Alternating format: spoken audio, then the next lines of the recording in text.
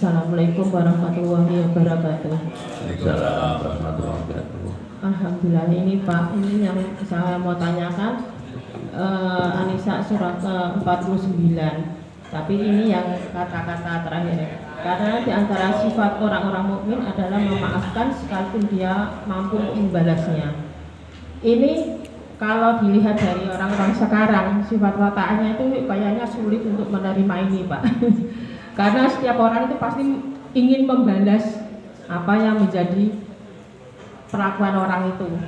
Terus yang ini serta ayat An-Nisa ayat 50 ini, Pak, menuju kesesatan yang mereka buat-buat serta bid'ah yang mereka kreasikan.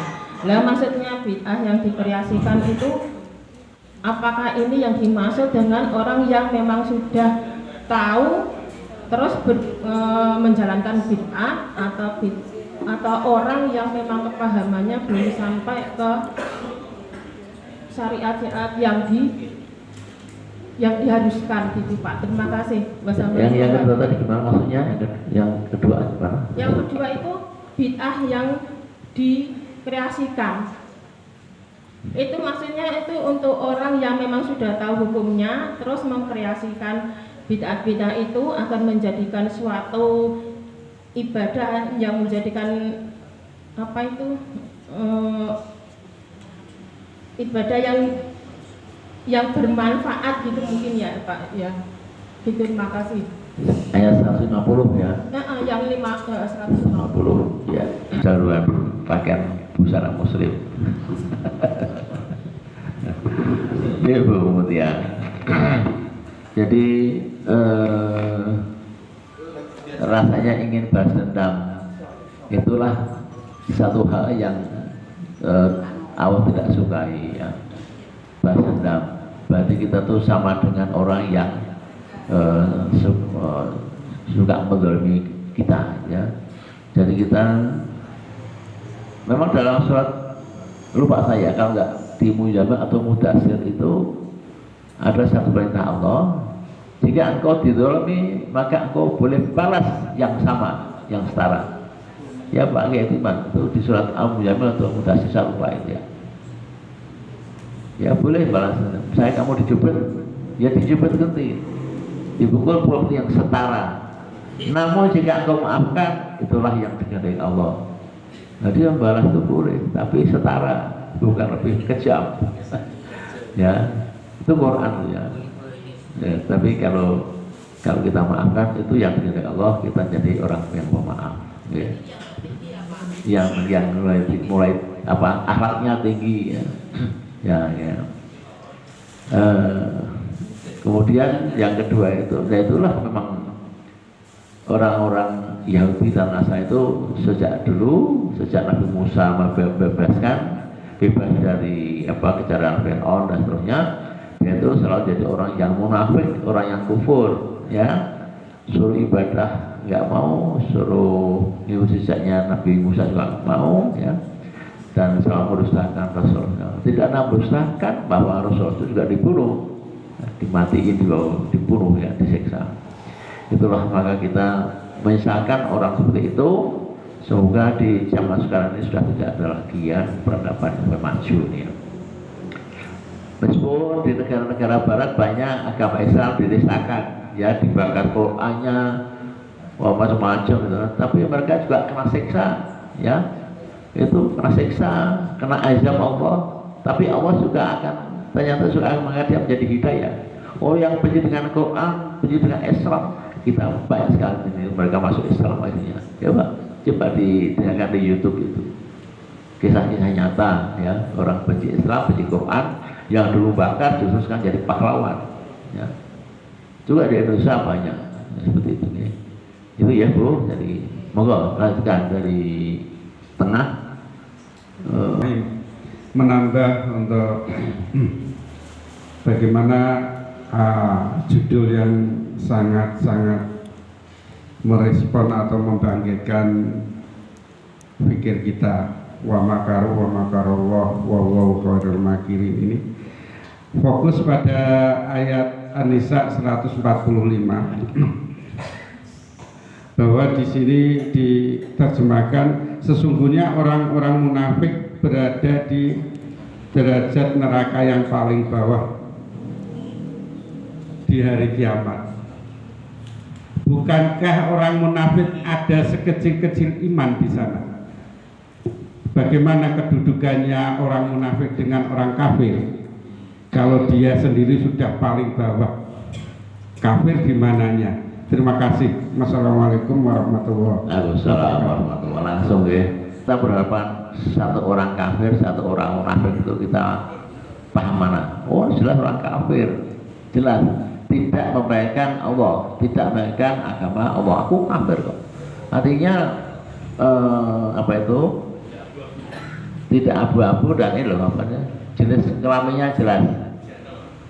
Jenis kelaminnya jelas. Jelas. Tapi kalau yang munafik ini di depan Allah, depan kita ini nggak paham. Ini mempermainkan agama Allah, ya. Jadi Allah sangat benci orang munafik karena dia permainkan agama Allah, ikut sholat, ikut bayar zakat, macam-macam. Tapi karena siapa munafiknya sudah tertanam itu, maka tentunya dia itu mengolok-olok agama Islam. Karena itulah maka hukumnya lebih berat. Ya, dalam surat ini, dalam surat Al-Baqarah juga saya terangkan bahwa hukumnya lebih berat. Orang munafik itu di ITP neraka gitu ya, karena jenis kalminya enggak jelas ini kan susah ini. Malah kayak perempuan ini ya, gitu ya, masalah itu aja. Moga terakhir dari Pak yaitu Assalamualaikum warahmatullahi wabarakatuh. pelan-pelan ya, sudah dengar bahasanya Pak Medan. Pelan nggak dengar saya. Terima kasih Ustaz. Mohon izin saya menanya ini sesuai dengan materi buku bahasan, ya kan? Yaitu An-Nisa 42. An-Nisa 42. Di situ kan bicara tentang orang munafik yang Allah katakan di situ, padahal Allah itu menipu mereka. Jadi mereka itu ditipu Allah gitu. Dalam Asmaul Husna nggak ada, kita tahu kalau bahwa Allah Maha Penipu, gitu kan? Tapi di situ Allah menyatakan itu maksudnya bagaimana itu? Tentang munafik, tentang munafik itu tentang 142. Yang kedua pertanyaan saya 147. 147 di situ justru Allah berterima kasih kepada orang-orang yang taat kepada Allah. Di sisi Allah itu menipu orang-orang munafik karena memang dunia sudah kiamat kali ya kan. Kalau di zaman kenabian kalau kita lihat sejarah itu orang munafik itu susah dicari walaupun ada. Karena dunia sudah kiamat sekarang orang munafik itu sekarang malah bangga, malah paling banyak kalau kita lihat secara syariatnya mereka itu berbohong, bangga dengan berbohong, bangga dengan kejoliman dan sebagainya. Tapi pendukungnya juga luar biasa banyaknya. Mungkin karena dunia sudah kiamat ya kan. Makanya Allah di situ menipu, kata Allah menipu orang-orang yang munafik itu. Surat 142, surat 147 itu Allah berterima kasih kepada orang yang taat, orang beriman maksudnya. Setelah itu Ustaz yang ketiga yang saya itu 149. 149 itu kalau kita dijolimi atau disakiti, menurut sini, menurut 149 kita lebih baik memaafkan. Lebih baik kita memaafkan. Jadi sebenarnya kita mampu untuk membalas, tapi kata Allah lebih baik kau maafkan. Itu lebih baik kata Allah. Tapi apakah itu secara kolektif? Kalau secara pribadi oke, ada orang jual kepada kita maafin. Tapi kalau secara kolektif, umpamanya penguasa yang terus-terusan zolim kepada kita, kepada seluruh rakyat, apakah itu bisa maafin? Atau gimana ini? Itu pertanyaan saya. Kalau pribadi oke. Kalau penguasa yang zolimnya udah gak ketulungan, membohongi kita, dikuras, dibodohkan, dimiskinkan, dan seterusnya, itu bukan lagi jadi rahasia umum. Yang si Ustaz, mohon penjelasannya. Terima kasih. Assalamualaikum warahmatullahi wabarakatuh. Assalamualaikum. Dari 142 tadi itu, ya, 142 ya, menipu Allah. Jadi kata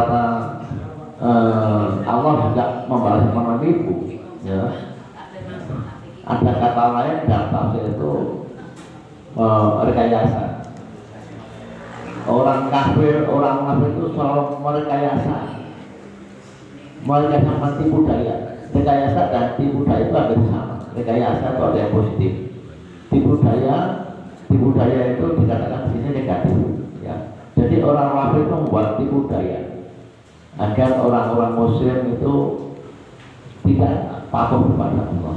Tipu dayanya orang-orang munafik atau berrekayasa, ada macam-macam. Ya Allah itu lebih mampu membuat tipu daya dan berrekayasa pada orang munafik, pada orang kafir. Dan Allah hanya akan membuat tipu daya pembalasan itu pada orang kafir dan pada orang munafik, bukan kepada orang-orang muslim. Ya, maka di ayat-ayat tadi itu Allah sayang pada orang-orang yang patuh dan beriman pada Allah di ayat 149 tadi ya. Itu yang dimaksud itu. Jadi kalau orang mau mengikuti jejak Nabi Muhammad ya, adalah bagian dari makna Al-Quran ya, akhlaknya Muhammad. Disakiti ya nggak pernah balas, dilempari tretok ya nggak balas, dengan batu saya berdarah juga nggak balas ya. Tapi akhirnya apa itu? Sampai ketika apa itu malaikat melihat siksaan pada Nabi itu, ya Nabi, bolehkah aku benturkan antara gunung ini dan gunung itu untuk mengakhiri orang-orang yang jahat itu? Tapi bukan, aku diutus bukan untuk membalas itu, tapi aku adalah hidayah, aku adalah Rasul, aku adalah dari kaifatul ardi. Ini Nabi nggak mau. Malaikat nawari, gunung tak betulkan, hancur semuanya itu orang kafir Quraisy. Tapi Nabi nggak mau. Dan sekarang hasilnya apa? Tidak ada satupun penduduk orang Quraisy yang non kafir atau yang kafir. Semuanya Islam semuanya. Nah, karena dikenal dengan tanah Haramain, Mekah, Madinah itu hanya untuk orang-orang Muslim. Non-Muslim tidak mau masuk di situ ya. Meskipun ada yang belusuk, turis belusuk bisa ya, dengan pakaian yang tidak lengkap masuk ke Mekah ya, akhirnya ditangkap sama askar, dikasih baju dan diusir. Tapi itu sudah ada aturan bahwa di sana tidak boleh. Itu ya Pak. Jadi menipu itu jelas Allah lebih pandai merekayasa dan juga membuat tipu daya pada orang munafik. Kemudian di berikutnya yang 107, mereka kalian bilang kalian beriman, dan Allah sayang. Kalau kita taat itu masya Allah, bicara pun kita selamat ya, di rumah kita selamat, dimanapun kita selamat di dunia ini. Kalau kita patuh dan taat, masa kita patuh dan taat, punya harta banyak misalnya, banyak uang, dekat mungkin di jalan-jalan ya, itu juga bagian dari kepatuhan ya, kepatuhan agar harta kita itu bersih dengan infak. Ini masjid mau dibangun, harta kita serahkan untuk bangun masjid. Sia kan selamat di dunia ini, insya Allah. Coba kalau di mobil Pak Rizal banyak uang, receh-receh itu kasih, itu juga bagian kita selamat. Asal itu taruh tumpahan buat towel umum rona, orang yang sedekah itu tidak akan bisa dihakui oleh para musibah dan tidak akan towel umurnya panjang umur. Itu ya. Kemudian yang tadi Pak 149, kalau berbagi mungkin lah ya, tapi kalau jamaah gimana? Menipu rakyat macam-macam. Nah, sekarang mulai terlihat di mata kita itu orang-orang yang menipu rakyat itu kena batunya apa enggak? Kena semuanya. Kapan akhirnya itu? Pada akhirnya dia akan binasa. Ya, dia akan menghindari dengan tadi waktu Umar, kenangan karena Umar itu lemah daripada waktu minallah. Ya, kalau kemana itu datang Allah abadi. Tapi kalau kemana itu karena kekuasaan, karena Umar, dia akan hancur, akan binasa. Tunggu tengahnya Pak Toyib. Ya, kita sabar dan itu ya, agar tidak lupa pada kita ya. Gitu ya. Barangkali terakhir teman-teman.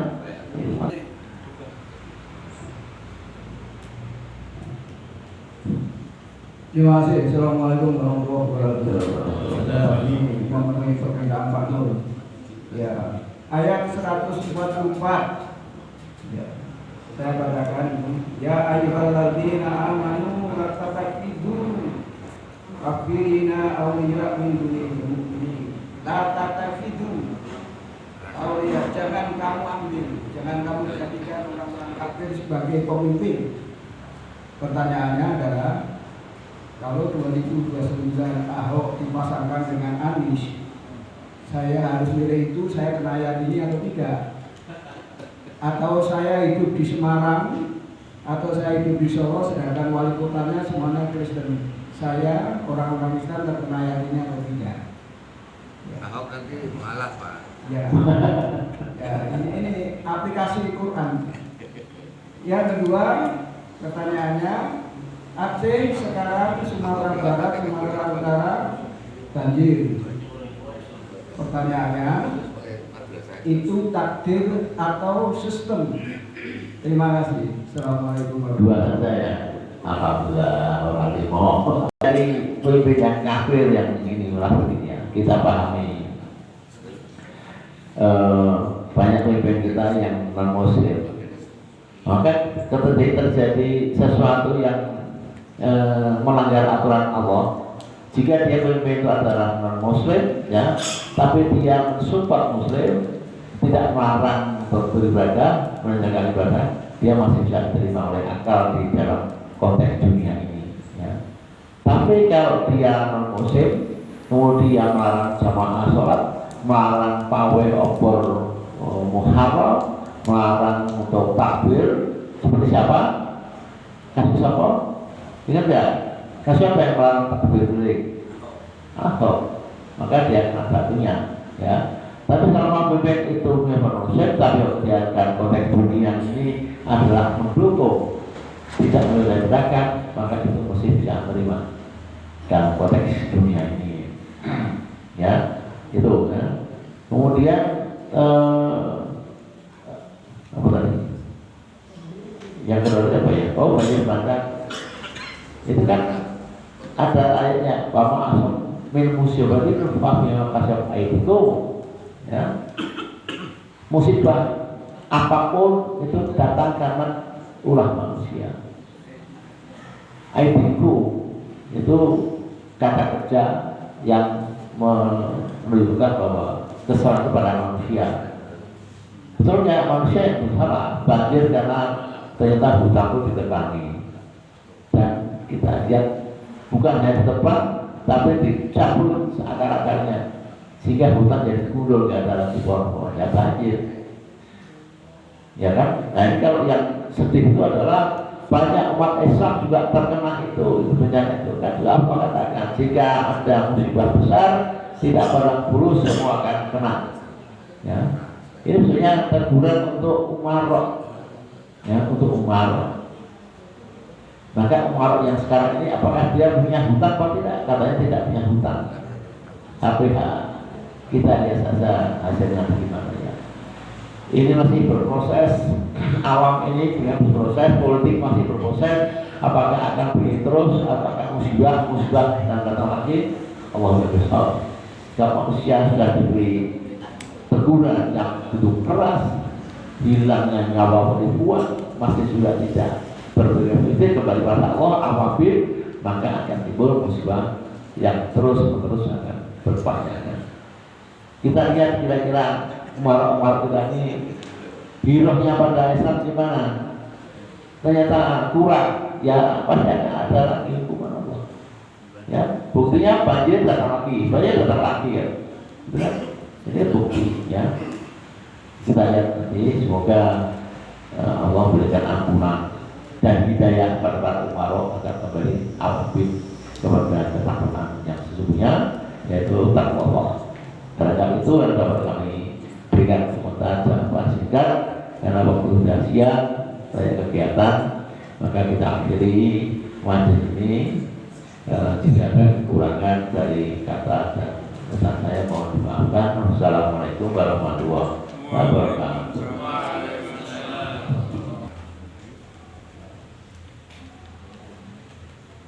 Jamaah subuh majelis istiqomah Semarang Barat yang dibolehkan Allah dan dirahmati Allah Taala. Alhamdulillah kita masih diberikan kekuatan iman dan Islam dapat mendatangi suatu majelis ilmu, salah satu taman-taman surga. Bosan kita dengarkan kajian dari Ustaz kita Bapak Haji Muhammad Umar As-Siddiq. Mari kita kesankan di dalam hati dan niat kita untuk amalkan dan kita dakwahkan kepada saudara-saudara yang lain. Dan untuk sempurna majelis ini tidak menjadikan majelis yang sia-sia, maka majelis ini tutup dengan doa kifarat majelis. Subhanallahumma wa bihamdika asyhadu an la ilaha illa anta astaghfiruka wa atubu ilaik. Assalamualaikum warahmatullahi wabarakatuh.